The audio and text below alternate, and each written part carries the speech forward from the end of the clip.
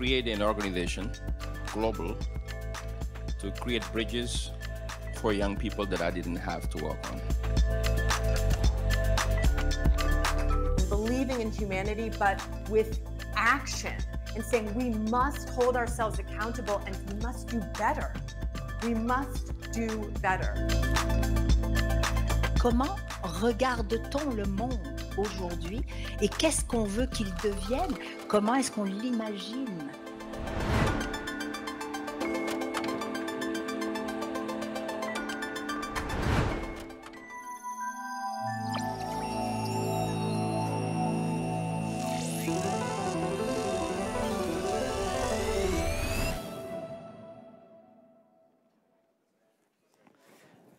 Alors, rebonjour et bienvenue à MTL Connect, la semaine numérique de Montréal.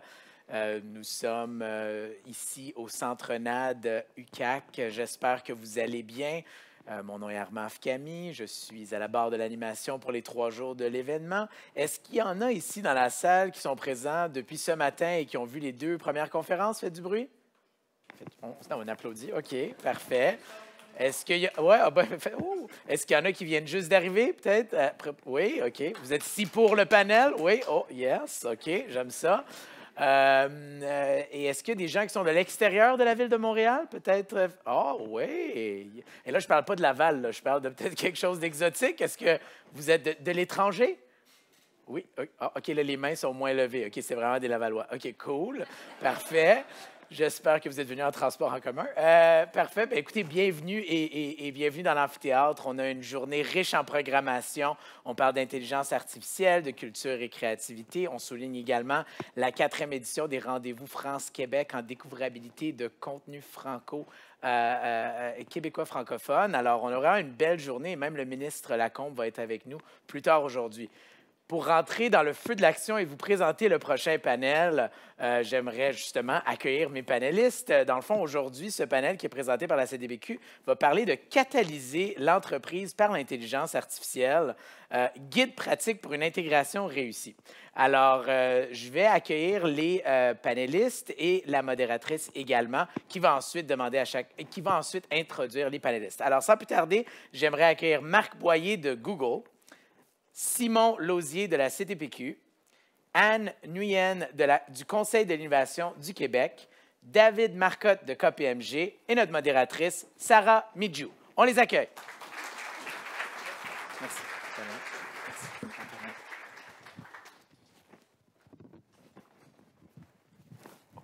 Bonjour à tous. Le micro fonctionne bien. Juste faites-moi un signe si oui. Très bien. Alors, je suis très heureuse de vous accueillir aujourd'hui pour ce panel catalyser l'entreprise par l'IA. L'objectif, c'est de vous donner vraiment une vue concrète sur comment intégrer l'IA en entreprise. Alors, on a la chance d'être avec des experts de grands noms. Premier invité, Marc Boyer de Google. Donc, Marc, tu es directeur en charge de la division infonuagique. Simon Lausier, chef des services financiers de la CDPQ. Anne Nguyen, directrice conseil innovation du Québec, et David Marotte, leader IA chez KPMG. Donc, bienvenue. Et moi-même, donc Sarah Mjidou, je suis en charge de l'IA à la CDPQ. Et ensemble, on va aborder des questions cruciales sur l'IA. Puis, on va essayer de vous donner un parcours sur comment l'IA se vit en entreprise. Alors, on va aller tout de suite dans le vif du sujet. J'ai une question pour vous tous. On va essayer de maximiser le temps qu'on a ensemble. Je pense qu'on a jusqu'à midi. Alors, à tous, une petite question. Est-ce que vous pouvez brièvement me partager votre vision de l'impact de l'IA sur le monde des affaires dans les 5 prochaines années? Donc, si on peut commencer par toi, Marc. Est-ce que le micro fonctionne? Oui. Je vous dirais qu'à moyen long terme, ce sur quoi nos équipes travaillent, où ils ont plus de focus, c'est l'IA, pas nécessairement l'IA de superficie, dont l'IA qui est utilisée principalement par des utilisateurs, que ce soit employés ou consommateurs, pour faire des requêtes dans un temps précis. Mais c'est plus des cas d'usage où finalement on prend des moteurs d'IA puis on les intègre au centre de l'entreprise pour être en mesure d'observer l'ensemble des processus d'affaires, l'ensemble des données Et avec le temps, de passer d'un stade d'observation à un stade d'optimisation, puis un stade de réécriture, puis d'optimisation de code, nous, on pense que c'est à cette transition-là dans l'IA qu'on va avoir le plus de bénéfices pour les organisations. On va prendre des systèmes patrimoine qui datent de 20 ans, 30 ans, qui ont été codés dans des langages aussi qui ne sont plus nécessairement supportés aujourd'hui, mais qui vont être modernisés avec l'aide de l'IA puis qui vont être optimisés avec l'aide de l'IA. Au niveau de la force de frappe là, la plus importante pour les organisations, c'est cette tendance-là nous qu'on voit à l'intérieur. Simon? Oui, c'est une très bonne question d'entrée. Je vais essayer de vous faire venir un peu vivre dans mon monde à moi, donc qui est les services financiers, donc en charge de la comptabilité des opérations, trésorerie et rendement. Donc, beaucoup de chiffres, mais moi, je veux parler vraiment de l'ampleur du changement, puis ce qui est différent cette fois-ci. Puis quand on regarde les statistiques, je pense que c'est toujours bon. Il y a à peu près, je crois qu'on dit qu'il y a à peu près 7 à 8 % des investissements en IA qui sont faits sur la finance corporative. Donc, peut-être un peu en retard parce qu'on met beaucoup d'efforts sur tout ce qui est vente ou tout ce qui est sur le front-end, je dirais. Donc, il va y avoir d'énormes changements en finance et il faut bien gérer ça. Puis je dirais, personnellement, j'ai vécu des gros changements donc, technologiques, donc l'euro propriétaire d'un Commodore 64 quand j'étais tout petit, jusqu'à l'arrivée de l'email et du web.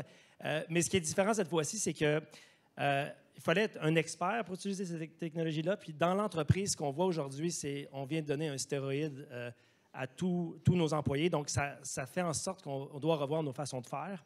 Et le jeu vient de s'élever pour tout le monde. Donc, on passe d'hyper spécialiste, je dirais, à une technologie qui va supporter un peu plus des skill sets comme le travail d'équipe, la collaboration. Donc, pour nous, c'est là que je vois les gros changements, notamment dans mes équipes en finance, mais c'est passionnant de voir ce qui est en train de se passer, là.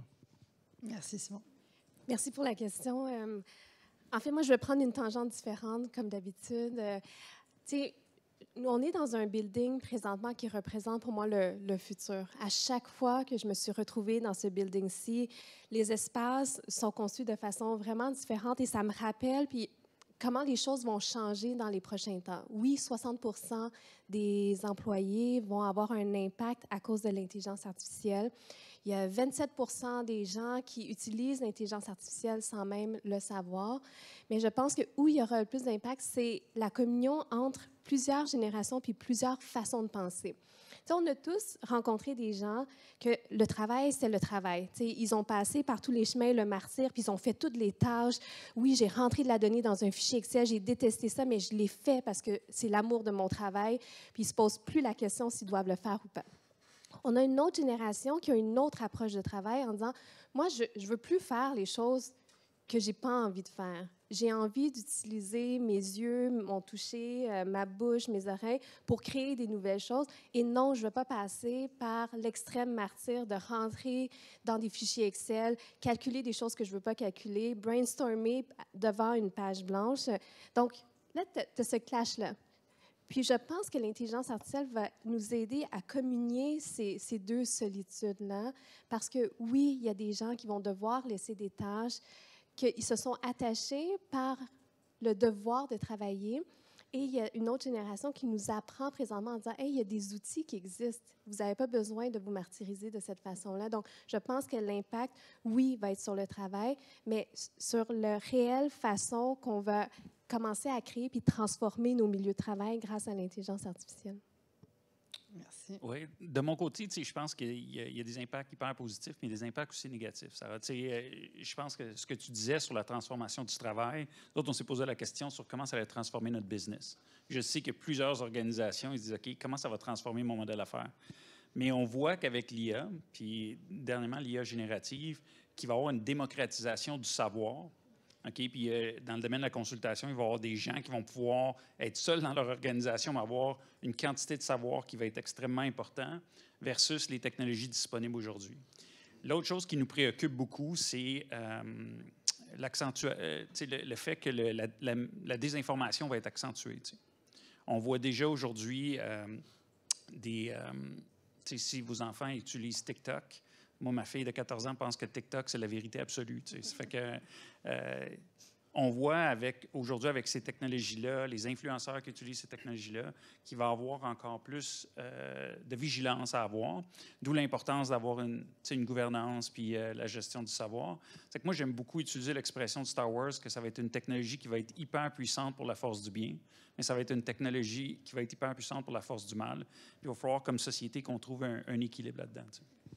Donc, pour les organisations, l'aspect risque prend de plus en plus de place à ce moment-là.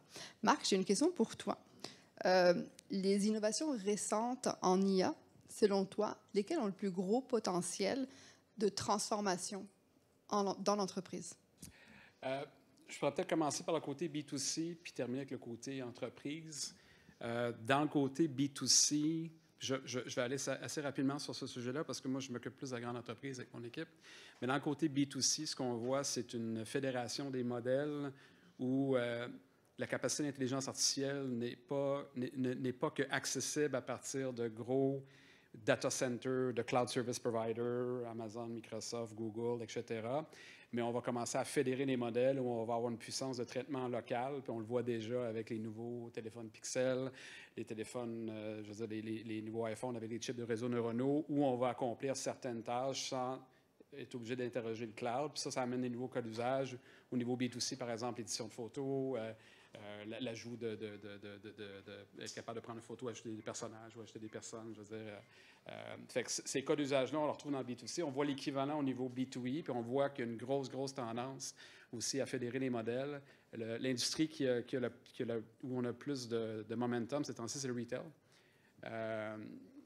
Récemment, McDonald's a annoncé qu'elle allait finalement intégrer des ordinateurs qui vont être dédiés à des calculs d'application d'intelligence artificielle dans les 40 000 restaurants à travers le monde. Et on voit cette tendance-là dans d'autres retailers aussi qui cherchent à améliorer l'expérience usagée.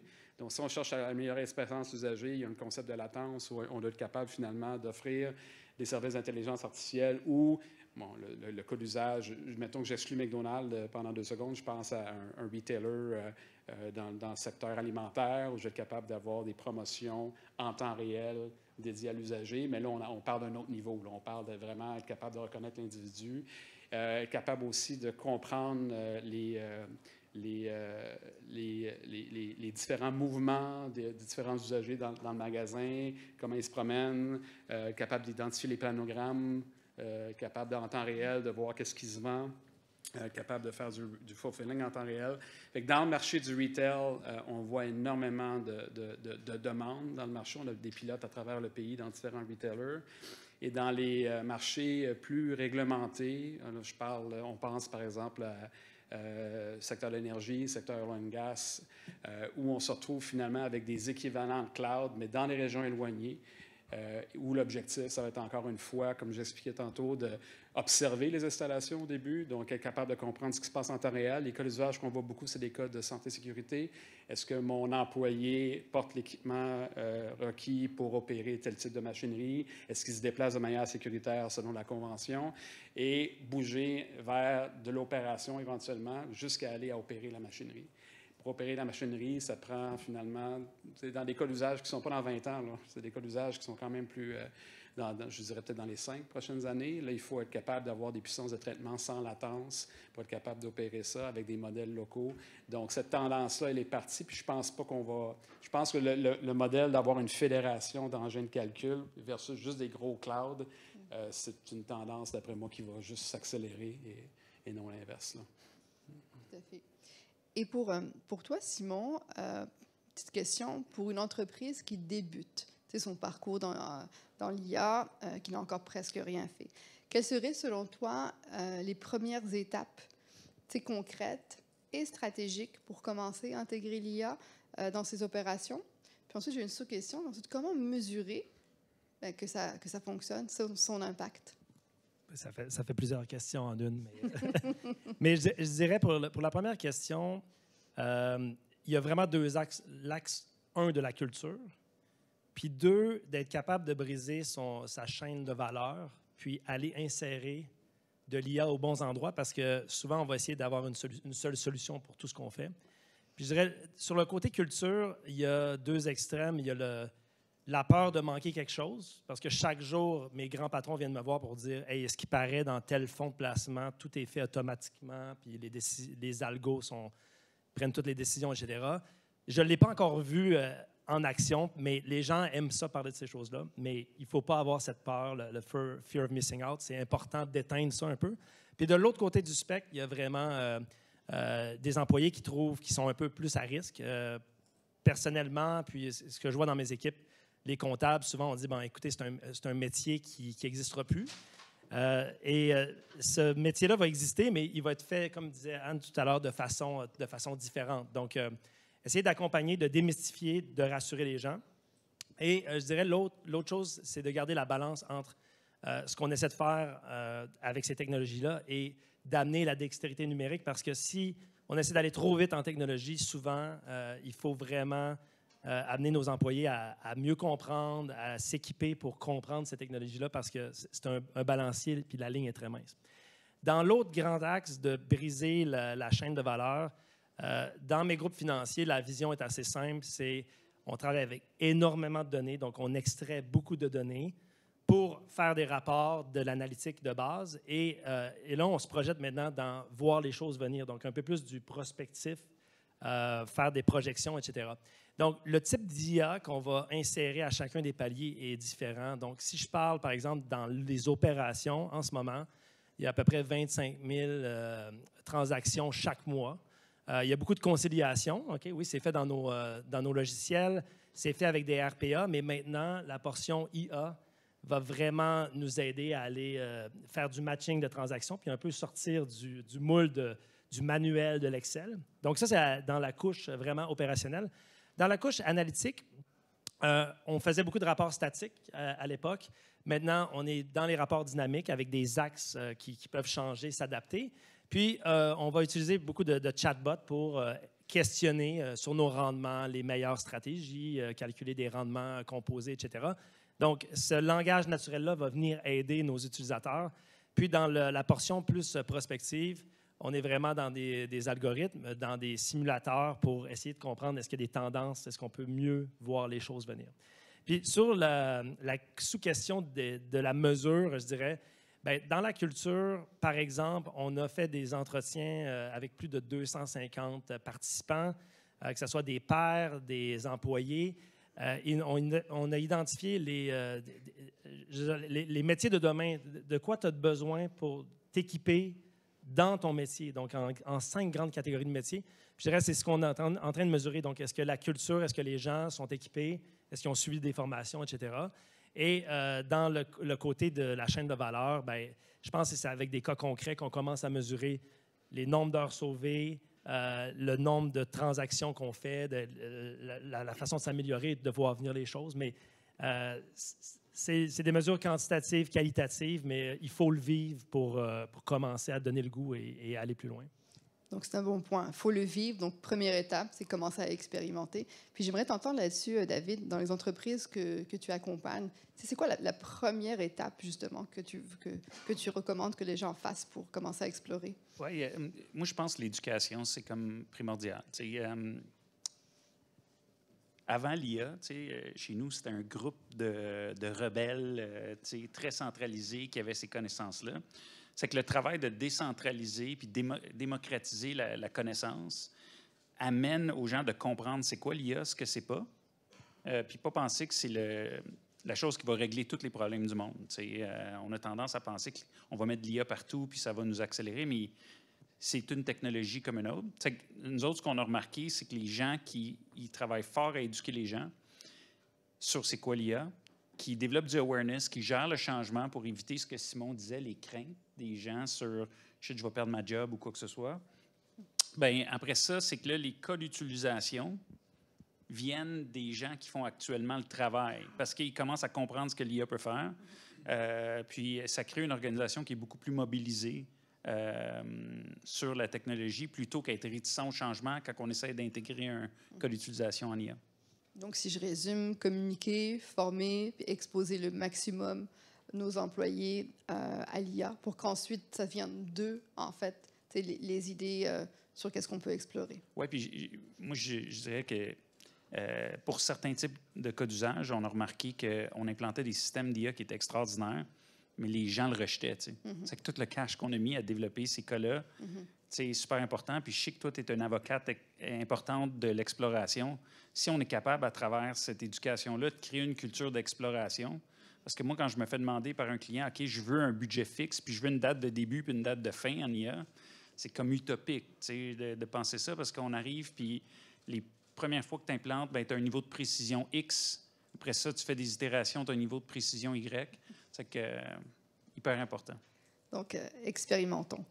Alors, j'ai une question pour toi, Anne. Comment, aujourd'hui au Québec, le Québec, en fait, soutient-il concrètement l'adoption de l'IA dans les entreprises locales?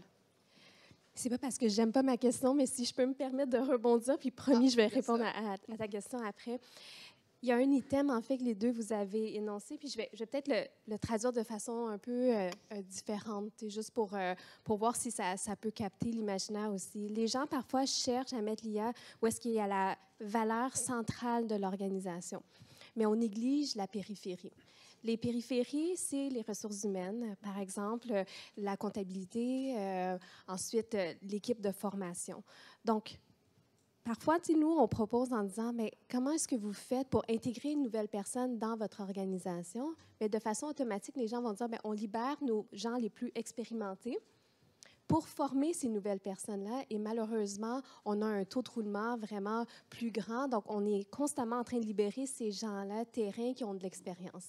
À la place, pourquoi pas mettre ces connaissances à travers une documentation, et cette documentation peut facilement être traduite dans une vidéo propulsée par l'intelligence artificielle et faire un parcours de formation. Tout d'un coup, vous venez de libérer du temps de ces différentes personnes-là et vous avez touché une périphérie.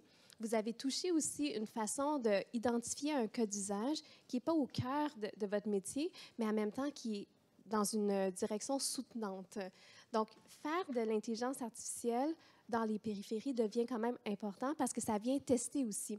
Est-ce qu'on est capable de se dire qu'une formation qui a été gérée puis créée par l'intelligence artificielle, elle est à la même hauteur qu'une personne qui passe 1 ou 2 heures avec un nouvel employé? Oui, quels sont ces critères? Si cette personne-là fait une erreur parce qu'elle a été formée avec une vidéo propulsée par l'IA, quels sont les différents critères qui feraient en sorte qu'il y aurait une conséquence ou une espèce de pardon? Donc ça, qu'est-ce que ça teste? Ça teste la gouvernance aussi, puis ça teste les processus. Donc, n'ayez pas peur d'essayer dans les périphéries en pensant que vous êtes à côté de la traque. Non, au contraire, tous les acteurs qui sont dans une entreprise font partie de l'entreprise, même si ce n'est pas justement dans le cœur même du métier fondamental de l'entreprise. Donc, à ta question, comment on fait au Conseil de l'innovation du Québec pour aider l'adoption?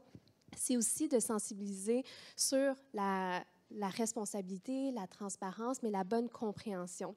Il y a eu quand même beaucoup de bels investissements dans le développement de l'IA, mais moi, je dis tout le temps, on peut développer tant et aussi longtemps de l'IA, mais si on n'a pas de marché interne, si on n'a pas d'adopteurs, bien, on est en train de perdre toutes ces belles idées, toute cette créativité-là au-delà de nos frontières, parce que ce sont des gens non à l'interne, qui consomment de l'IA fait au Québec. Donc, nous, dans les différentes tournées qu'on fait, c'est pour sensibiliser justement les gens aux différents axes d'adoption. Est-ce que vous avez une stratégie en place? Est-ce que vous avez pensé un peu comment organiser vos données? Est-ce que vous comprenez c'est quoi un cycle de technologie d'information? Moi, je viens du réseau de la santé. Minimalement, dans un hôpital, il y a 150 systèmes d'information. Donc, essayez de calculer aussi la donnée pure et impure qui se trouve à l'intérieur de ces systèmes-là. Ensuite, est-ce que vous comprenez qu'est-ce que ça mange en hiver, un scientifique de données, un architecte de données? Donc, s'informer au niveau des talents nécessaires pour arriver à maintenir des systèmes d'intelligence artificielle. Finalement, avoir une bonne gouvernance en place. Donc, en expliquant un peu c'est quoi les différents piliers, les gens arrivent à s'évaluer au niveau de certains niveaux de maturité. Est-ce qu'on est en train d'explorer, tu l'as nommé tout à l'heure, ou on est en train de complètement se transformer et créer de la valeur supplémentaire qu'on n'aurait pas pu se créer grâce à l'intelligence artificielle. Donc, vraiment, on mise beaucoup sur une adoption responsable, mais aussi de stimuler le marché interne, de leur dire, faites vos premiers pas, parce que c'est ça qui va aider le Québec aussi. Super. Et toi, David, étant donné que tu travailles essentiellement sur le Québec, comment KPMG aide justement ces entreprises-là? Bien, tu sais, dans notre équipe, on a quand même un mix de gens qui sont très compétents dans la technologie, mais des gens qui sont des spécialistes d'industrie. Et puis je pense que la réalité où tu vas pouvoir créer de la valeur, tu sais, moi, j'aime beaucoup ton commentaire sur les périphéries, mais éventuellement, il y a des entreprises aussi qui disent, OK, c'est quoi le retour sur investissement? Tu sais, en ce moment, on vit dans une économie qui est un petit peu plus exigeante. Ça fait que d'avoir des gens d'industrie sur, OK, c'est quoi les cas d'utilisation qu'on trouve dans l'investissement, qu'on trouve dans le supply chain, qu'on trouve dans le banking, dans la gestion de risque, dans la cyber. C'est que, tu sais, pour nous, c'est de collaborer avec autant nos gens techniques puis nos gens d'industrie pour essayer d'amener de la valeur à nos clients directement. Puis notre groupe de gestion du changement humain, ils ont au moins 30% de chacun des projets qu'on fait. Là. Hyper important. Bien, je trouve qu'il y a aussi, pour revenir à ce que tu disais, Dave, il y a aussi l'adoption en périphérie assez immédiate de la technologie. Là, depuis ChatGPT en novembre 2022, c'est une technologie relativement démocratique, fait que les gens se l'approprient.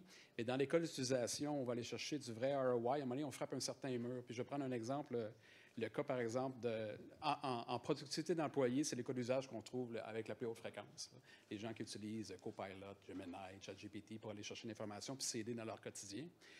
En service à la clientèle, personnellement, c'est le deuxième. Nous, c'est ce qu'on voit comme deuxième catégorie.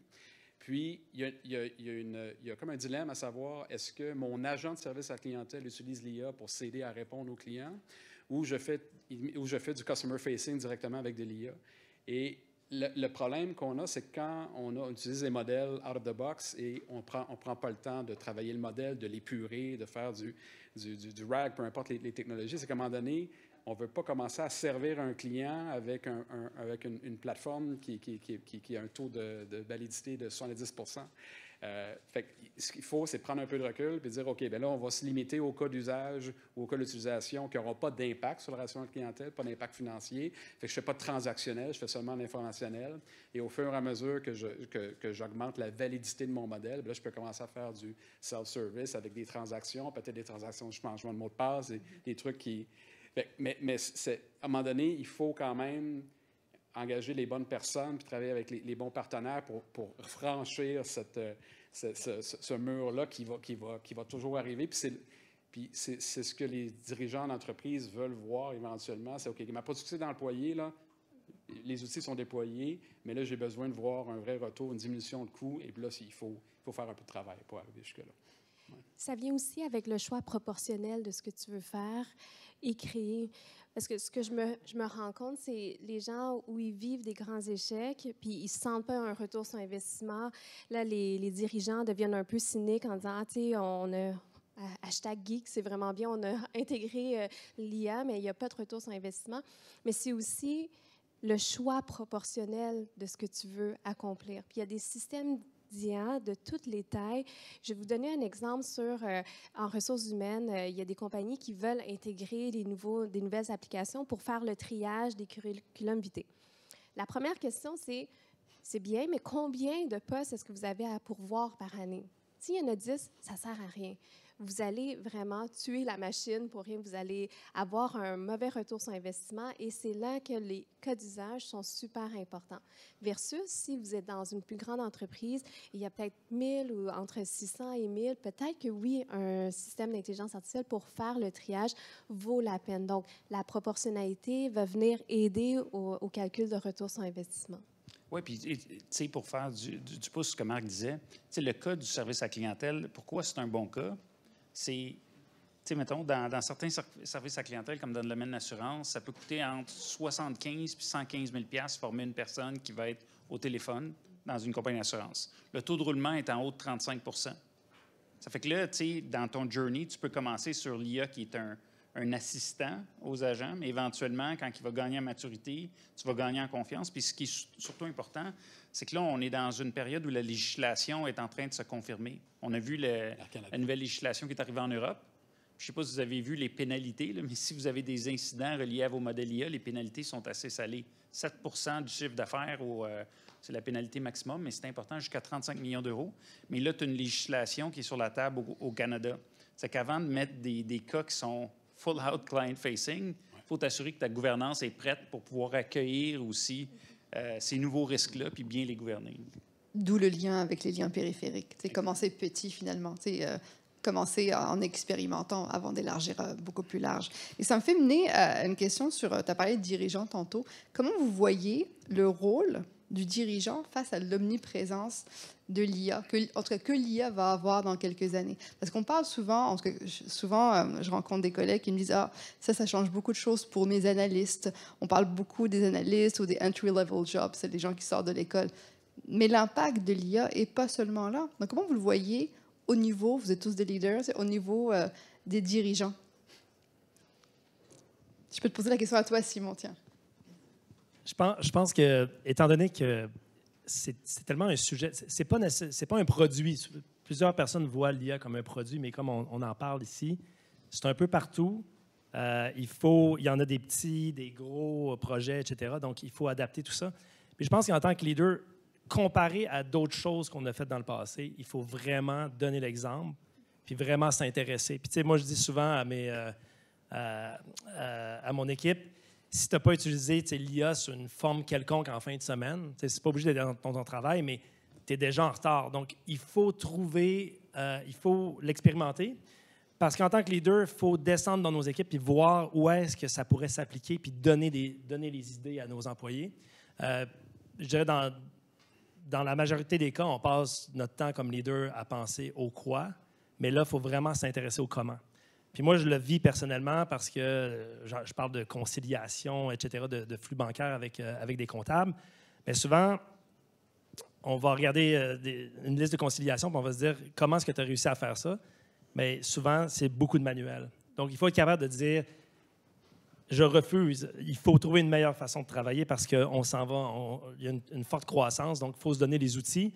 Il faut faire penser nos employés. Donc, c'est à nous, comme leaders, d'aller insuffler un peu ça, au tout début du moins, pour revoir les façons de faire. Puis une statistique qui m'interpelle beaucoup, c'est que je pense qu'il y a 15 % des bénéfices de l'IA qui sont sur des échanges de documents, lecture, etc. Pour tout le reste, ça va nécessiter des changements de processus ou de l'acquisition de données ou du nettoyage de données. Donc, pour ce parcours-là, ça va être très important de pouvoir s'équiper pour justement passer outre le chat GPT conventionnel. Et en tant que leader, c'est important de communiquer ça, puis de préparer nos équipes à s'équiper pour faire face à la nouvelle vague. Comment tu vois ça, toi, David? Oui, bien, moi, je pense que cette année, Sarah, j'ai formé comme 50 équipes de direction des boards. Puis le message, pour moi, c'est votre job de créer une culture qui favorise l'expérimentation. Puis, parce que si on prend l'exemple des startups, moi, j'aime beaucoup les startups. Puis je trouve qu'aujourd'hui, il y a des apprentissages que même les grandes entreprises peuvent faire. Les startups, eux autres, ils trouvent un besoin, ils commencent à développer la technologie, ils l'expérimentent, ils vont chercher de la rétroaction, puis ils s'ajustent. Okay? Puis c'est là qu'on peut bâtir un environnement puis une infrastructure qui est vraiment performante. Mais je pense que si l'équipe de direction, le board, est prête à vivre avec de l'expérimentation, sachant que c'est une tendance qui est forte, ça va créer le climat d'éducation, ça va créer le climat d'expérimentation, puis ils vont pouvoir jouer un rôle de leadership où l'organisation va pouvoir faire ce virage-là lié beaucoup plus facilement que s'ils disent « nous autres, on gère des ROI rapides ». Dès que quelqu'un lève le flag, parce qu'on le sait, tout le monde a fait de l'expérimentation avec certains outils. Copilot, c'est un exemple où après 3-4 utilisations, il dit « le produit n'est pas bon ». Mais là, si ça escalade dans l'organisation puis ils n'ont pas été éduqués là-dessus, mais là, la haute direction va devenir sceptique sur l'utilisation de l'IA. C'est que si on peut commencer vraiment à ce qu'ils créent une culture d'apprentissage puis une culture d'expérimentation, ils vont avoir fait leur job, à mon avis. Et justement, parlant de job, c'est quoi les erreurs que vous voyez aujourd'hui autour de vous concernant l'IA?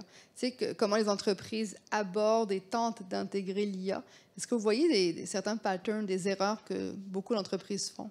Moi, je peux peut-être commenter sur ce que je vois qui a du succès en entreprise. C'est lorsqu'il y a un arrimage top-bottom, bottom-up, où il y a des priorités d'affaires, des priorités business non technologiques qui sont clairement définies par la direction. puis j'ai un projet, par exemple, de chatbot, bien, il faut que je l'arrime avec un projet, avec une initiative stratégique de la business, avec la visibilité, puis avec un cycle de loupe, de mesures, etc. Sinon, c'est souvent vu, pas souvent, mais ça peut être vu comme une initiative technologique, un trip technologique, puis quand il n'y a pas un arrimage avec une priorité d'affaires de la business, c'est pas aussi légitime. Puis moi, je vois qu'il y a beaucoup de projets qui partent puis qui arrêtent, justement, parce qu'il n'y a pas d'arrimage. Mais il faut que le projet vienne, quand je dis bottom-up, c'est que les gens qui sont sur le terrain, eux autres, tu mentionnais tantôt, eux autres, ils connaissent ce qui est brisé, ce qu'il faut régler. Les gens en haut connaissent les priorités d'affaires. C'est qu'en faisant ce pont-là, c'est là que les chances de succès puis de stickiness là, sont les plus élevées. Puis que même si le projet a un taux de succès, mettons, qui est à 70 bien, au moins, j'ai la visibilité qui va me permettre de financer une seconde phase puis de continuer. Lorsque c'est découpé comme ça, des fois, ça peut être relégué comme un trip technologique, puis ça peut devenir mort-né comme initiative, malheureusement. Voyez-vous d'autres erreurs? De ne pas l'adresser comme... Non, mais je pense qu'on va dire la même chose, comme une fonctionnalité. C'est parce que ça reste très fonctionnel. Tu rajoutes un outil supplémentaire.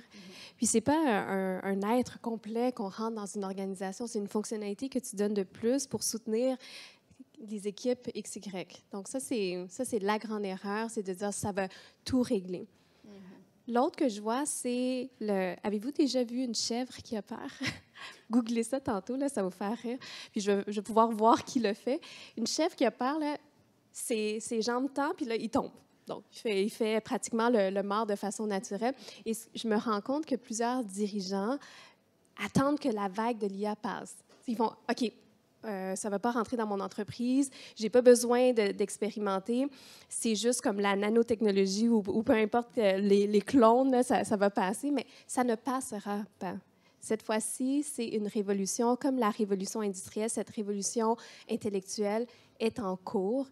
Et même si vous faites le mort, c'est en train de se passer. Donc, je pense que ce pas d'humilité, de se dire, hey, tu sais quoi, comme dirigeant, il faut que j'aie la posture de me dire, je ne suis pas le premier à y avoir pensé. C'est peut-être plein de gens dans mon équipe qui commencent à expérimenter. Donc, c'est à moi aussi de questionner, hey, vous, comment vous l'utilisez dans le quotidien? Soyez curieux parce que c'est de cette façon-là que les bons cas d'usage vont être identifiés aussi. Donc, ça, c'est l'autre erreur de vouloir se dire, ça va passer, mais ça ne passera pas. Il y a aussi ceux qui attendent. Et on le voit, par exemple, l'IA, on l'a dit, ce n'est pas un produit. Donc, plusieurs de nos collègues ou autres entreprises attendent l'avènement de Copilot. Copilot va tout régler, ça va être l'outil généralisé et tout. Mais pendant ce temps-là, c'est un outil parmi tant d'autres, mais d'attendre la perfection avant d'expérimenter, c'est l'autre erreur, je dirais, qui est très semblable à ce que tu disais. Moi, je dirais donner de l'amour à vos données. T'sais. Ça fait que le grand défi, c'est que on veut faire de l'IA, c'est vraiment le fun, mais on n'a pas donné d'amour, puis de structure, puis d'argent pour bien organiser notre data. C'est quand on fait des projets, puis là, on arrive, dit, ce cas-là, il est vraiment cool. Puis là, on rentre dans le data, puis on regarde le data et tout croche. T'sais. Ça fait que là, les clients sont déçus. Ouais, l'IA ne me donne pas un super bon résultat. Ouais, mais il y a 3-4 ans, quand que vos gens de TI proposaient des projets de gouvernance des données, c'était jamais le projet sexy à accepter, à approuver. Mais moi, je pense que data is king. Si tu ne mets pas d'amour dans ton data, puis tu t'assures pas que ton organisation a les compétences TI pour organiser ton data, ton pipeline, mais aussi les compétences métiers, c'est-à-dire c'est quoi les sources d'informations critiques que je pourrais mettre dans l'intrant de mon système d'IA, je pense que tu manques une opportunité critique. Tout à fait. Alors, je vois que le temps file. J'ai une petite question pour conclure. Selon vous, quelle serait la chose la plus importante de garder à l'esprit quand on lance notre journey ou notre aventure IA en entreprise? C'est la chose. On ne peut pas tout faire. Donc, mettons, on est en octobre, on a quelqu'un dans la salle qui se dit, bon, moi, je vais commencer le mois prochain. Qu'est-ce que je garde en tête? Je dirais 2 choses, Sarah. J'en ai parlé de l'éducation. Éduque-toi dans le tapis là-dedans, puis surtout que ton organisation est bien éduquée. Puis le deuxième, moi, je pense que c'est un marathon, c'est pas un sprint. Okay? Surtout dans l'IA générative, on est dans une ère où la technologie est dans son enfance. La maturité, c'est peut-être même si son intelligence, c'est peut-être un gradué universitaire, mais sa maturité est peut-être un jeune adolescent qui a les bras longs, la voix qui est en train de muer. Ça fait que moi, je pense que si vous regardez ça avec une culture d'exploration, avec un journey, puis vous faites petit pas par petit pas, je pense que ça va super bien aller. L'humain avant tout. Donc, dans toutes les sphères, dans l'identification des cas d'usage, aussi avoir cette clarté-là de vraiment poser les questions sur leur niveau de littératie. Comme ça, vous allez pouvoir justement donner la formation puis bien identifier, même identifier les champions. Puis c'est ça qui va faire en sorte que votre IA va devenir pérenne dans l'organisation. Moi, je dirais les règles de base d'une certaine gouvernance de l'IA. Nous, on a mis 5 règles en place, incluant je veux dire, le copyright, la confidentialité et autres. Comme ça permet aux gens de se sentir un peu plus à l'aise dans quoi ils jouent. Et je dirais très rapidement, un peu comme tu dis, trouver des ambassadeurs, faire des preuves de concept qui parlent, des petits projets, ça n'a pas obligé d'être très gros, puis d'en parler, puis de répandre ça pour démontrer que l'IA, ça se joue un peu partout. Donc, de ne pas avoir peur de faire ces preuves de concept-là avec les bons ambassadeurs. Moi, je dirais 2 choses. La première, c'est pas une game de modèle, c'est une game de plateforme. Il ne faut pas s'amouracher, par exemple, du modèle frontière de l'heure, parce que la réalité, c'est que dès qu'on utilise les modèles en production à haut volume à l'intérieur d'une organisation, utiliser toujours les modèles frontières les plus chers, avec le plus de paramètres qui consomment le plus de l'énergie, c'est pas la bonne chose à faire. De toute façon, on va manquer d'énergie. On en manque déjà. Fait qu'il faut utiliser le bon modèle pour le bon cas d'usage. Et ça, il faut avoir une plateforme qui me permet d'utiliser une variété de modèles. Puis, moi, je dirais qu'à long terme, faut que les dirigeants d'entreprise doivent comprendre que libérer les données ou avoir accès aux données, c'est une chose, mais il y a encore énormément de données qui ne sont pas exposées. Je vais prendre un exemple c'est un client que j'adore, c'est le Canadien national. Le Canadien national, présentement, ça opère des trains à la seconde près à travers le pays. C'est basé sur un système qui date des années 80-82. C'est un système qui a 50 ans. Et l'intelligence qu'il y a dans ce système-là, toutes les procédures d'arrimage de train, de cédulage de train, de définir l'équipage, ces données-là, on ne les a pas. Sont dans des processus qui sont cachés, opaques, qui datent d'une technologie qui a 50 ans. Puis là, je prends le pire exemple, mais aujourd'hui, on voit l'équivalent dans les systèmes ERP, dans les systèmes qui datent de 20 ans, les systèmes de CRM. Moi, je pense que on va voir un ralentissement d'augmentation de fonctionnalités dans ces systèmes-là. Les systèmes of record, système of engagement, la cadence va ralentir, puis l'IA va venir complémenter. Puis à terme, ce qui va arriver, c'est qu'une fois que les processus sont complètement digitalisés dans un langage cloud, dans un langage moderne, mais là, le processus puis les données sont exposés à des agences d'IA. Fait que là, on va voir une augmentation. Mais pour arriver là, graduellement, il faut libérer la valeur d'information. Puis la raison pour laquelle je parlais de Edge au début, c'est qu'il faut les données qu'on a en entreprise, il faut en rajouter. Fait que les points d'observation dans le Edge, dans la proximité, c'est important pour que les employés puissent capturer l'information qui présentement ne sont pas dans nos systèmes. Puis plus j'ai d'informations, plus je suis capable de prendre des bonnes décisions. Fait que l'arrimage de tout ça va faire en sorte que les changements vont être assez drastique. Ouais. Merci beaucoup pour vos éclaircissements. Donc, si je résume, expérimentation, on teste des choses, puis on se permet un gros travail sur la culture qui nous permet vraiment d'aller plus loin, former les employés. Je pense que c'est vraiment clé, là. Alors, il nous reste quelques minutes, je pense 3 minutes pour une période de questions, peut-être 1 ou 2 questions. Oui? Monsieur là-bas. Monsieur où? Excusez-moi. Ah, voilà. Non, et votre question.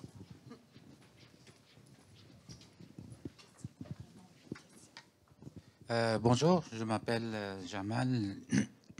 J'ai déjà été directeur dans différentes places, notamment d'équipes de AI. Et KPMG, vous avez parlé, désolé, je ne cite pas votre nom parce que je ne retiens pas les noms.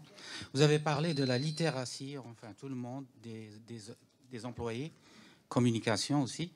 Mais moi, ce que je retiens selon mon expérience, c'est surtout la littératie de l'exécutif.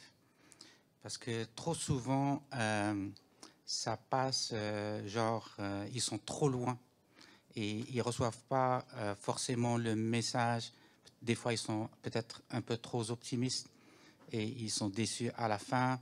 Donc, ils ne reçoivent pas, bref, l'avis de l'expert. Dans mon expérience, une compagnie pour laquelle j'ai fait quelque chose en computer vision. Ils ont réussi à faire un système, on a réussi à 15 millions de dollars de revenus. Le succès a été dû à l'engagement du CIO directement, qui est venu me voir et sur une base régulière, et on discutait des cas d'usage et on arrivait à les prioriser selon leur ROI potentiel. Et moi, je donnais comme input la complexité pour qu'on puisse prendre le bon choix. Donc, en résumé, l'exécutif, la littératie de l'exécutif est très importante. Et jamais, je suis entièrement d'accord. Puis je tiens à te rassurer là-dedans. Là, moi, j'ai jamais vu de mon histoire en technologie des conseils d'administration puis des équipes exécutives aussi mobilisées et informées. Parce qu'ils en entendent parler partout. Là. La semaine dernière, on était au Forum des CFO du Québec. Après ça, on a formé le regroupement des présidents d'entreprise. On a formé 50 équipes exécutives ou conseils d'administration. Ils sont rendus hyper connaissants puis hyper motivés au point où ça met de la pression sur le chef de la technologie, où ça met de la pression sur le chef de l'IA dans l'organisation d'avancer plus vite. Puis ça crée un autre problème. C'est que ça crée même, eux autres, ils vivent un peu un concept où ils ont trop de cas d'utilisation. Puis là, les gens de TI sont obligés de gérer ce pipeline-là de cas d'utilisation qui devient un peu dangereux. Ça fait que moi, je suis très optimiste sur la mobilisation de nos équipes de direction au Québec, en tout cas.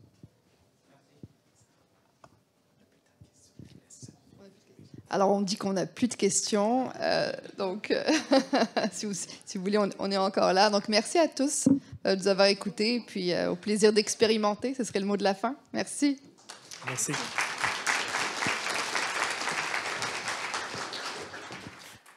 Merci. Merci beaucoup. Merci. Merci, Sarah. Merci, Anne. Merci. Merci beaucoup. Merci. Alors, juste avant de se lever, je vois que vous avez hâte de quitter la salle. Déjà, encore une fois, on les remercie pour cet excellent panel. On les applaudit encore une fois. Vous rappelez que la sortie, elle est en arrière de la salle. Donc, on rentre par l'avant, on sort par l'arrière. Si vous voulez retourner pour la prochaine conférence, vous pouvez venir par l'entrée principale. Vous mentionnez encore une fois, 8e étage, il y a un parcours d'expérience de nos partenaires qu'on vous invite absolument à aller découvrir. 8e étage, on l'accède à l'étage ici par l'ascenseur. Il y a un membre de l'équipe de MTL Connect qui va vous y guider. Je vous invite tous et toutes d'aller découvrir ce parcours. Est-ce que je peux compter sur vous d'aller découvrir ce parcours expérientiel? Est-ce qu'il y a quelqu'un qui est allé en haut, 8e? OK, 2, 3 personnes. Là, quand je repose la question cet après-midi, si vous êtes là, je veux toutes les mains levées, OK? C'est bon, j'aime ça. Je suis comme le professeur, vous êtes les élèves. Alors, on prend une pause, environ 5 minutes. On continue avec la prochaine conférence. Merci beaucoup. À tout de suite. Merci. Ben oui, avec la gang. Ben oui, venez-vous-en. Est-ce que tu veux que j'apprenne? Ben,